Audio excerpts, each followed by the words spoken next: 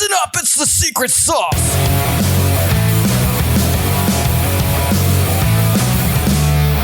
And secret sauce is, hey, what piece of advice do you have for people who currently own laundromats that that might help them with their business, something you see working maybe in your business? I'm assuming your secret sauce is going to be add more top loaders to your laundromat. More top loaders. You can't buy enough of them. Cannot buy enough. 40 bare minimum.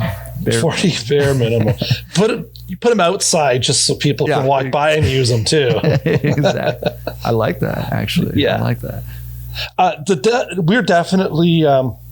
what's improving our business is the redundancy factor. So the change machines working flawlessly, using the technologies, upgrading things to be reliable, and using different contracts, whether it's the contract security or looking at contract janitorial, things to automate and alleviate as much pressure as we can off of us doing the day-to-day. Some things will never go away, but we try and harness the other services, technology, and upgrades as much as we can. Like, as stupid as it sounds, that door timer in Electric Strike probably saved our relationship, because I'm not going 7 days a week at 4 a.m. to unlock the door and then still run my job full time.